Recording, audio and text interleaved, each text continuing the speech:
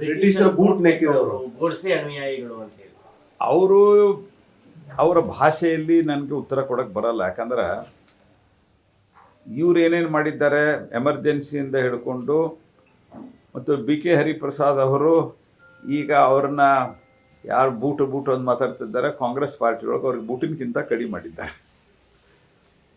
ಅವ್ರಿಗೆ ಕಾಂಗ್ರೆಸ್ ಪಾರ್ಟಿಗೆ ಅವ್ರು ಹೇಳಿದ್ದಾರೆ, ಅವರು ಇಂಡೈರೆಕ್ಟಾಗಿ ಕಾಂಗ್ರೆಸ್ ಪಾರ್ಟಿಗೆ ಹೇಳಿದ್ದಾರೆ ಅವರು.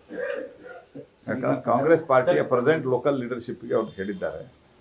ಅವರು ಕಾಂಗ್ರೆಸ್ ಪಾರ್ಟಿಯವರು ಅವರಿಗೆ ಆ ರೀತಿ ಮಾಡಿರೋದ್ರಿಂದ ಆ ರೀತಿ ಅವ್ರು ಹೇಳ್ತಾ ಇದ್ದಾರೆ.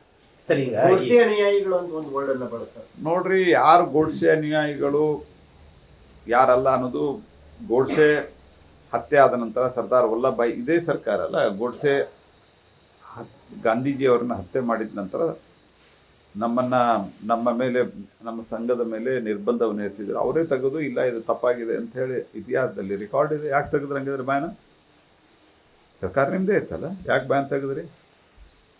ಬಿ ಕೆ ಹರಿಪ್ರಸಾದ್ ಅವರಿಗೆ ಕಾಂಗ್ರೆಸ್ಸಿನಲ್ಲಿರುವ ಆಗಿರುವಂಥ ಹತಾಶೆಯಿಂದ, ಕಾಂಗ್ರೆಸ್ನಲ್ಲಿ ಆಗ್ತಾ ಇರುವಂಥ ಇನ್ಸಲ್ಟ್ದಿಂದ, ಬಿ ಕೆ ಹರಿಪ್ರಸಾದ್ ನೀವು ಎಷ್ಟು ಮಾತಾಡಿದ್ರು ನಿಮ್ಮನ್ನು ಮಂತ್ರಿ ಮಾಡಲ್ಲ ಸಿದ್ದರಾಮಯ್ಯ, ಯಾಕೆ ತಲೆ ಕೆಡಿಸ್ಕೊಂಡು ಹುಚ್ಚುಚ್ಚು ಮಾತಾಡ್ತೀರಿ?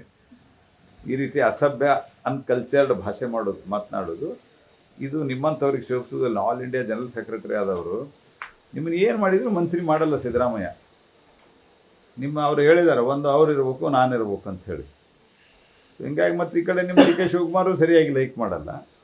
ನೀವೇನಿದ್ರು ಮಂತ್ರಿ ಆಗಲ್ಲ, ನೀವು ಹಿಂಗೆ ಮಾತಾಡ್ಕೊತ ಹೋಗೋದೇ. ಅದಕ್ಕೆ ಈಗ ನೀವೇನು ಮಾತಾಡಿದ್ರು ಅಷ್ಟೇ. ಸರಿ, ಈಗ ಅಲ್ಲ, ಅವರ ಕಲ್ಚರ್ ತೋರಿಸ್ತದೆ ಅದು. ಮತ್ತು ಇವರು ತಮ್ಮನ್ನು ತಾವೇನು ಕಾಂಗ್ರೆಸ್ದವರು ನಾವು ಹೋರಾಟ ಮಾಡಿದ್ವಿ ಮತ್ತೊಂದು ಅಂತ ಹೇಳ್ತಾರಲ್ಲ, ನಾವು ಇರಲೇ ಇಲ್ಲ ಅವಾಗ. ಯಾರ್ಯಾರು ಅವಾಗ ಬ್ರಿಟಿಷರಿಗೆ ಏನೇನು ಮಾಡಿದರು ಏನಿಲ್ಲ ಅಂತ ತಿಳ್ಕೊಂಡು ಈಗಿನ ಕಾಂಗ್ರೆಸ್ಸಿನ ಮನೆತನದವರು ಕೆಲವರು ಒರಿಜಿನಲ್ ಕಾಂಗ್ರೆಸ್ದವ್ರು ಇದ್ದವರು ಭಾಳ ಚೆನ್ನಾಗಿ ಹೋರಾಟ ಮಾಡಿದ್ದಾರೆ.